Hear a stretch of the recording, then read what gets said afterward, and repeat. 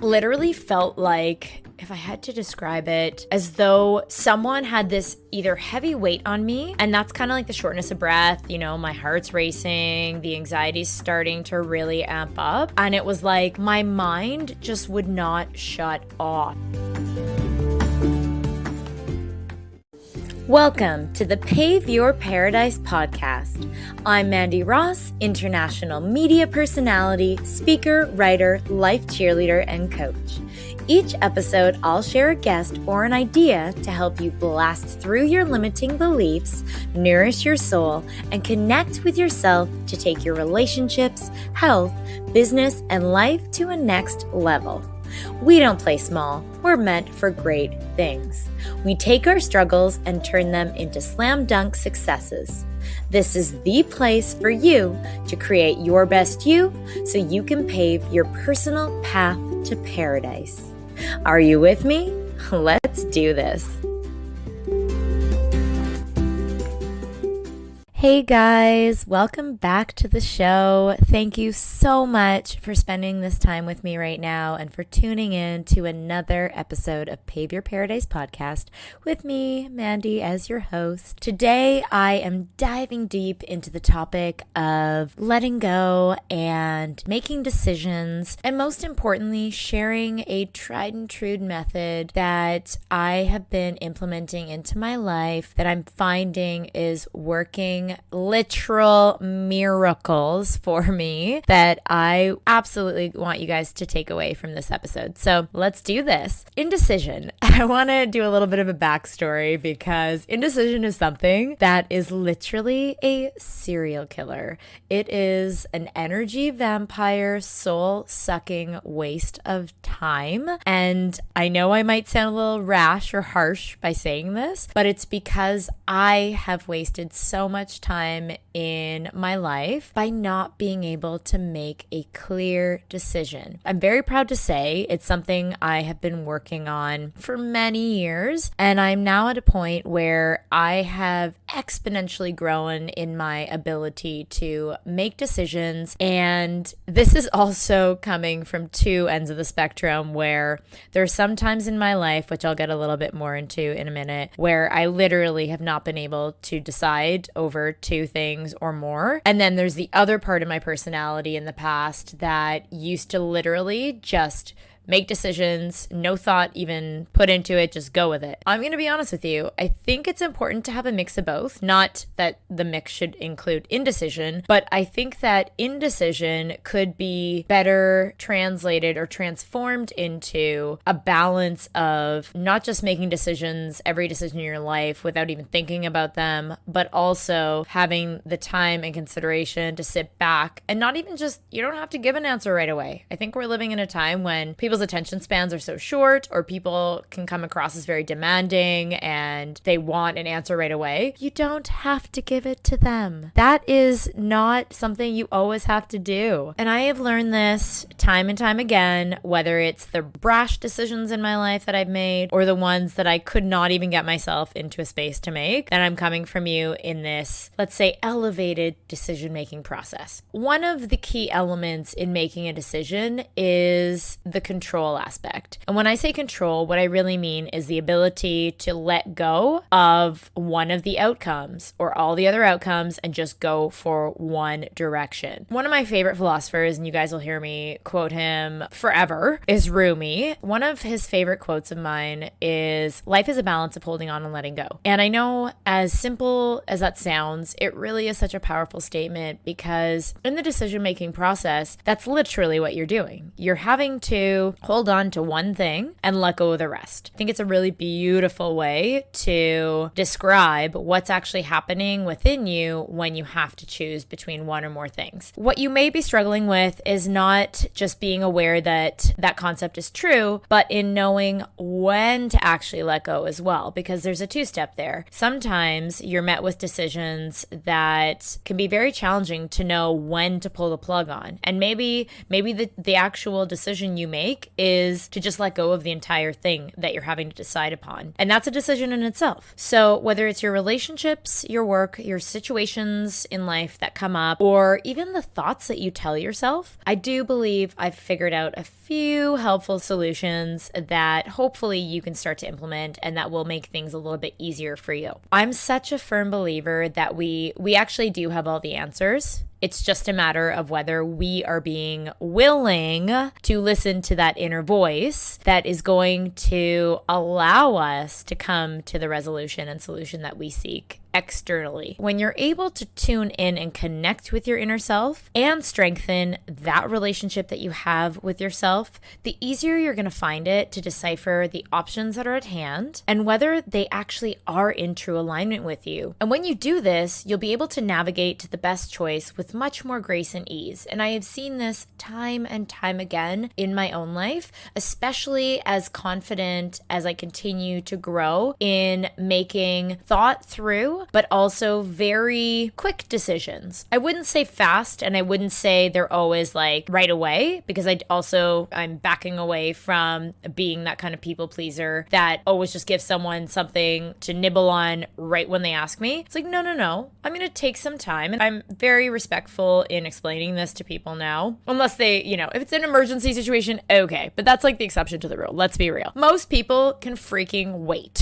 And I'm not saying that to be rude. I'm just saying most people are comfortable and caring if you say, listen, I'm happy to make a decision. I just need some time to really think it through. Most people actually will respect that, because then it doesn't seem like you're just giving them an answer or you haven't really taken the time and consideration about what the heck they're asking you about in the first place. When it comes to making decisions, though, that's like the scenario where someone's asking something of you or you have to tell them your decision. But when we're talking about just decisions you have to make for yourself day to day, and let's be reals, we're inundated with thousands upon thousands of decisions from the moment we wake up and open our eyes to the moment we go to sleep and close them and put our head on that pillow. We are bombarded with zillions of choices throughout our day. So hopefully the next few tips will help you to decipher what is meant to stay and what is meant to go in your life. So I know that I have to talk to you about this, because I'm not going to sit here and pretend that it's all unicorns and rainbows and fairy dust and magic, as much as I love being positive and I'm an eternal optimist. But let's be real, there are times when you have to make some really, really difficult, life-altering decisions. Sometimes after you make it, even though you might have that first sigh of relief, there's so much heaviness just after the fact of, oh my gosh, okay, now I have to deal with all the repercussions of actually having followed through and sticking to my decision. But in that moment, you have no idea how much you are growing into that direction you have taken, and you need to stick to the course. You need to stick it out. I'm a huge believer in the Tim Ferriss philosophy of think of your worst case scenario. And this is a huge one, guys. Take a piece of paper and a pen. I know I'm a big writer, so if writing's not your thing, you can just think about it. But if you do find that writing things out like me is helpful, then do that too in a journal or just scrap piece of paper. Write out what is the absolute worst case scenario for both sides of the table. So let's just pretend you have a decision you have to make, and let's just go with two options. Sometimes there's more, but let's just work with simple. So you have one decision in quadrant A and you have one decision in quadrant B. In quadrant C, you're going to write out worst case scenario if you go with this decision in quadrant A. In quadrant D, you're going to go, okay, if I go this opposite direction or this other direction in quadrant B, what is the scenario going to be or look like in quadrant D? And these are worst case scenarios. What I like to do as well is taking it back to the positive perspective. What's the best thing that can happen? How can I make this work for me? What if this does actually happen? What would that best scenario feel like? And really embody that amazing feeling of imagining yourself in that moment when you actually go with this one decision, stick with it, and accomplish what it is you're trying to achieve. Try to do that, because that will allow you to really feel through, and rather than think through,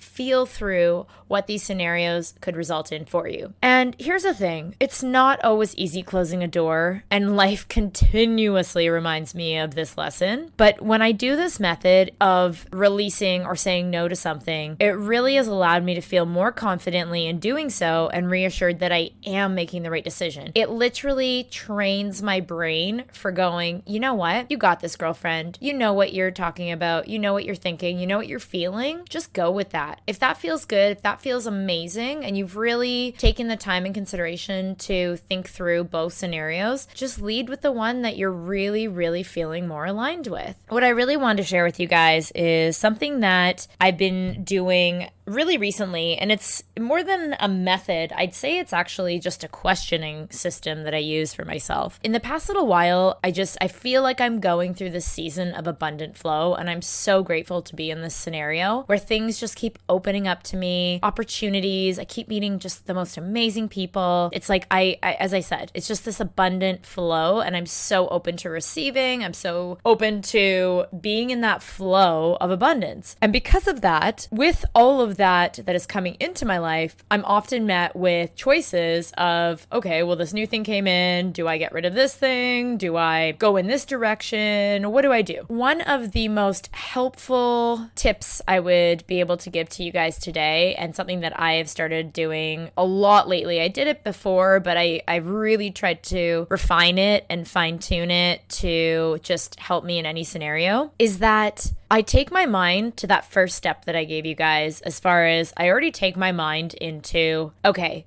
if I decide to go this direction, does that feel heavy to me? Does that feel draining to me? Does that feel as if I'm sad or upset or stressed or whatever you want to fill that blank in with? Is that how I'm feeling about it? Or on the other side of the spectrum, does it enlighten me? Does it excite me? Does it uplift me? And most importantly, does it energize me? I'm all about expansion and contraction. When it comes to decision making, it's imperative that you really start to be aware, if you already aren't, of the things that energize and excite and uplift you, and then start to become aware, if you already haven't, of the things that you find draining or stressful or just heavy, because that's really what it is. Whether you're spiritually or scientifically based and a believer in, it doesn't matter. At the end of the day, we're all energy beings. And if you believe in the science world, great. If you believe in the spiritual world, great. I believe in both, but I will say, and you're gonna also hear this a lot in my podcast, I do lean more towards the woo-woo spiritual side. So you'll definitely feel and hear a lot more of that kind of stuff going on than the science-based. But let's be real, getting back to, this is also my ADHD, by the way. I will always bring it back though. I'm putting out all the fishing reels, but I will reel it back into the point. So, oh, I love you guys. When you're able to actually feel this heaviness or this lightness around a decision, it'll be that much easier to just go with one direction. I'm going to give you guys a perfect scenario just to put it into perspective, and also just to share what's going on in my life right now. I have a lot of different projects that I am focused on accomplishing right now and that I'm working on. Those are really important things to me. Now, family to me is also a priority, and in particular, my parents and my immediate family are so important that I make time to connect with them, even if it is for calls or Zooms. If I can't see them in person for extended periods, like, I always need to be tapped into my immediate family. I love them, and I'm so grateful for the two parents that I have. That was totally a love shout out to my mom and dad and my brother, my older brother too. Here's the thing. I have all these different projects that I'm working on, and also my social life. Like, I have a lot of different friends that I have very close connections with, and I'm also really adamant about sticking to my training schedule. But here's the thing. Obviously, I just gave you kind of a full spectrum of the main things that are, obviously priorities in my life. And this is a decision in itself. I do realize that even though I might love all of these things that I have going on, I can do anything, but I just can't do everything right now. I do believe that certain seasons in your life require a priority or a focus of attention in different areas more so than others. So I had actually planned to go away for the weekend to see my dad. It was one of the only weekends that I had really available in the summer because there's something, it seems like every single weekend going on, whether I'm hosting an event or I'm working on a project or there's some party going on or I want to take off and go for an insane hike, whatever the case may be. It seemed like weekends were best because my dad doesn't live in the same city that I do. So I have to actually go to see him. So that requires travel. It means me traveling to and me traveling back. And that adds a little bit of extra time. It's quite a journey, not like having to fly, although you can fly to where he lives from where I live, but it's ferries, it's drives, it's a lot of effort to get there. It's not just a matter of, driving to his house. Regardless, I had this trip coming up. There was part of me that was so excited to see my dad because I love him so much and I just want to spend quality time with him. But this week in particular has been positively bananas as far as appointments and meetings and work and projects and commitments. And it was just like, it was craziness when I started even thinking about having to pack and having to arrange the transportation and having to go there. That all was so heavy, and just even the thought of it was stressing me out. In literally 2 seconds, I said to myself, you know what? I'm canceling this weekend's trip. That's it. And I'm not even joking. The moment in which I said this in my mind that, you know what? I'm not going anymore. The thought of it's even just this heavy, stressed out scenario in my mind. As soon as I clicked that I wasn't going and I just made that quick call inside, it was literally like a weight had been lifted off of me. The thought that I was just going to stay in my city for the weekend and do what I needed to do and work on my stuff, get a lot of stuff closed off so I didn't have to have all these open tabs anymore. That excited me. That uplifted me, and that overjoyed me in this lightness that can only really be described as that. It was just such a light feeling. And I literally just called my dad. And this is another tip for you guys. Sometimes, especially when there's somebody else involved in these decisions, it's really important that you establish conscious and clear communication. And I literally called my dad up. We have that kind of relationship where I just said to him, listen, Dad, I absolutely would love to see you. You know that. Right now, I'm honestly just feeling quite heavy on my plate of things to do. I know that I had said that I wanted to come this weekend, and I really do still want to come and see you, but I'm going to have to postpone our trip together because I just have way too much on my plate right now, and it's actually stressing me out more with the thought of having to travel and take that journey and pack and all the other stuff that would be added to my plate because of a trip to see you than it would for me to just stay home this weekend and get a bunch of stuff done so that I can plan a later date with you. And honestly, it was such a positive and loving exchange between the two of us. He was so grateful that I was honest with him. The last thing my dad wants, I think, or anybody that cares about you, is for you to be stressed out. And I oftentimes do this with girlfriends too. I'm an entrepreneur. I will always be an entrepreneur. I will always have my business as a priority in my life, but my friendships and my family mean the world to me. And I always want to be able to say that I chose my family and friends over the other stuff that's going on. Now, I just mentioned the scenario with my dad. That's a case scenario where he's going to be happening to come to the city that I live in very soon anyways. So I'm going to get to see him, and we just are on that same page basis where we just get it. He understands there's sometimes when things come up in my life that I might have to move around our dates, or vice versa. There's things that come up for him too. And it's just that mutual respect and understanding we have for one another where we can do that. Same thing with girlfriends or other friends of mine, not just girls. I have guy friends too. You know who you are. Oh God, I love this.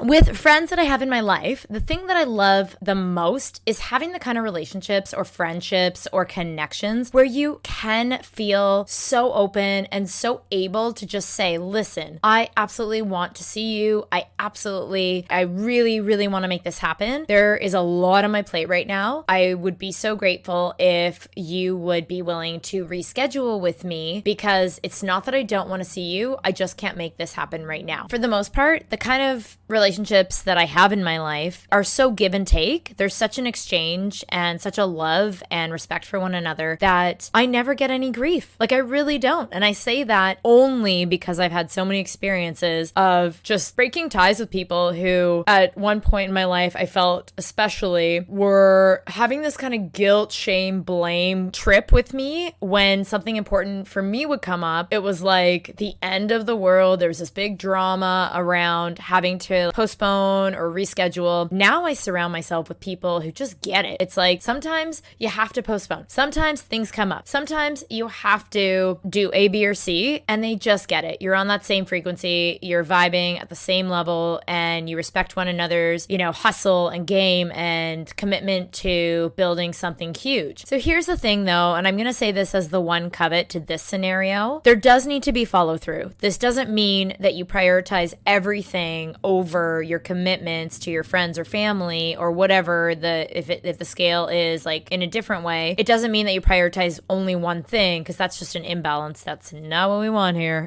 That's not going to pave your path to paradise. What you do want to do though is for sure follow through on an actual commitment to schedule or reschedule a date with that person or an appointment or whatever it is, and make sure you actually do follow through. Because if you don't, that's just being a D-bag, and you don't want to be one of those. Going back to this whole situation around making decisions, it really does stem from this place inside of me that has struggled for so many years with anxiety and also ADHD, which can just hyperize any situation. I'll go more so into the anxiety side of it, because some of you out there might actually be dealing with this too. And if you are, please know that you are so beautiful, and don't let the anxiety determine who you are. It does not mean that you are the anxiety. The anxiety is just a part of who you are. That's it. And from someone who has struggled with anxiety for so many years, I understand the complexity, but also the heaviness that is attached with having anxiety and or panic attacks, because I used to literally make myself sick when I was younger. Like, we're talking even in my childhood. Sometimes decisions I would be faced with, it literally felt like, if I had to describe it, as though someone had this either heavy weight on me, and that's kind of like the shortness of breath, my heart's racing, the anxiety's starting to really amp up. And it was like my mind just would not shut off. It was like I couldn't wrap my head past or around this wall that was all the different options. It just could not surpass that. And it was so freaking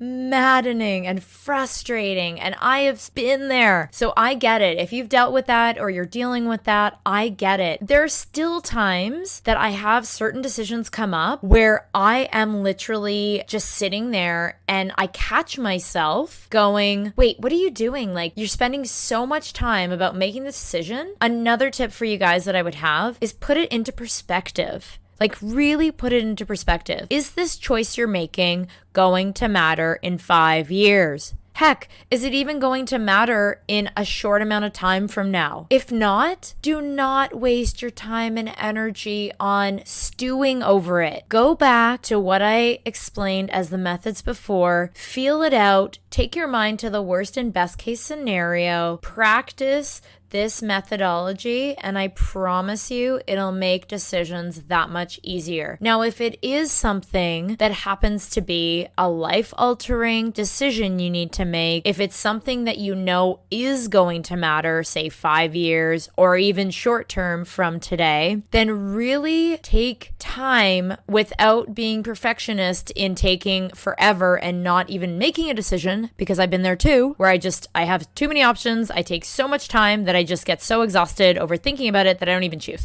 We don't want that for you. I don't want that for you.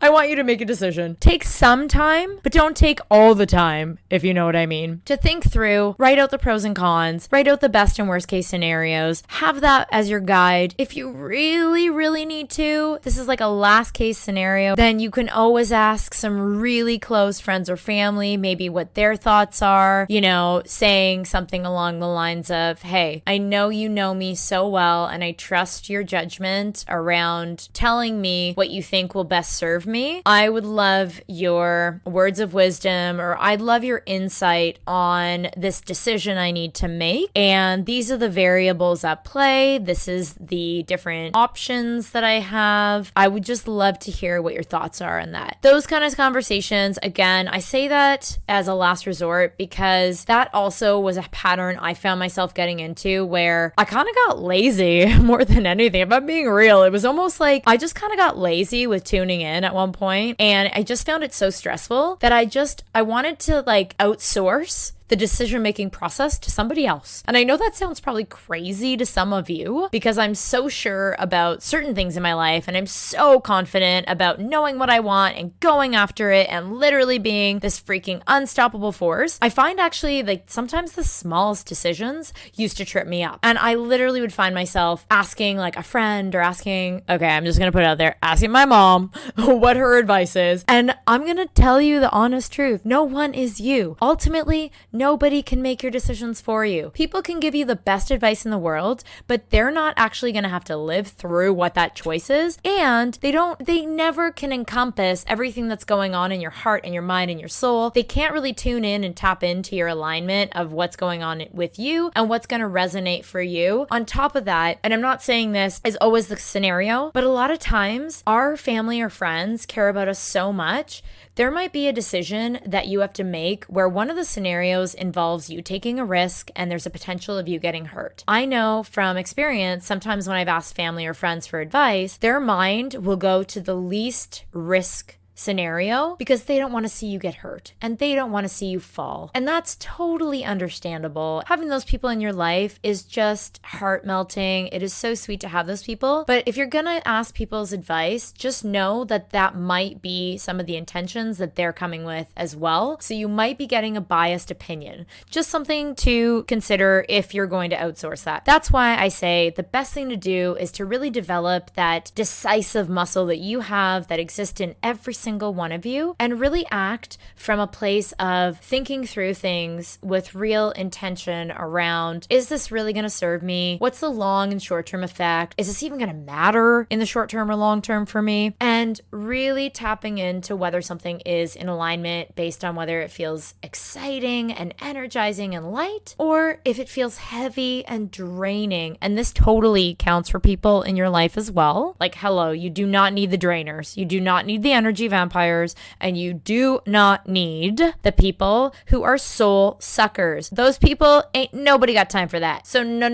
Go through and assess in your life the things that are serving you and are not based on those feelings. And I promise you that if you do implement some of these tips from today's episode, that your decisions are going to get a lot easier over time because you're going to become so much more sure of yourself making the right call. And even if for whatever reason you make a decision and you fall flat on your face, well, guess what? That's just a learning experience. There's a quote I want to share with you to end off this episode. It really resonates with how much I have overcome my challenges of being indecisive to being very decisive and able to not only make decisions from a very sure place within myself and not needing that external validation or external insight, being able to make them for me, knowing full and well what my intention is behind them, thinking them through, and also coming from a really place of alignment within in really feeling and not just thinking about them, but feeling whether they are in tune with who I am now and also who I want to be. This quote that I want to share with you guys is so beautiful. And it's, a fall isn't final unless you stay on the ground. So when you're going through the decision-making process, be kind to yourself and just know that ultimately you're going to have to decide on one thing. Sometimes the choice that you make might feel like you should have gone in the other direction, but don't beat yourself up about it because that's not going to get you anywhere. The only way that you can build yourself higher is through experience. And sometimes those experiences aren't necessarily going to be the ideal scenarios. They're not going to be the ideal outcomes, but that's just going to grow you into the person you need to be that much leveled up. And in my own life, I just look at experience now as either a learning experience or a winning experience. There is no failure. There is no losing out. I either gain a wisdom component to what I've done, or I gain a win in that whatever I was trying to accomplish, I actually followed through and I met that goal or target. I'm going to end it off on here, guys, but I would love to hear more about the decisions that come up for you, if there's one that's stumping you, or if there is one that you made and you were so proud of yourself. If you've struggled with anxiety around decision making, just know that you are not alone. I still have mini panic attacks sometimes when I have a million things that I need to choose, and it's okay. Just be kind, be compassionate, know that you can make an educated and aligned decision. If it's stressing you out, just step back. Just take a breath. Again, you don't have to give people the answer right away. You take as much time as you need without never making a decision, of course, but just take your time and really think through, feel through, know through what is right for you. And I promise you, you will come to your final decision. Thank you so much for tuning in. I am so grateful for sharing this space and time and energy together today and expanding once again on an idea that I hope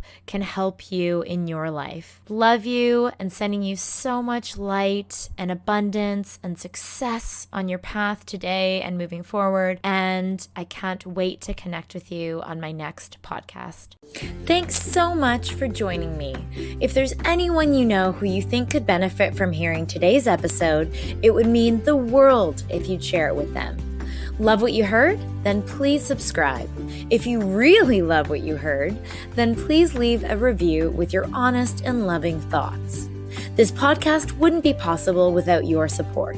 If you feel called to, please make contributions to my podcast fund that helps me to keep it going strong, bringing on amazing guests for you, and to continue the ripple effect of spreading goodness in the world. I appreciate you, your time, and your energy, and I love hearing from you, so drop me a line on social media. As always, I'm wishing you a positive day and your own piece of paradise. Until next time, sending you love and light, and keep shining.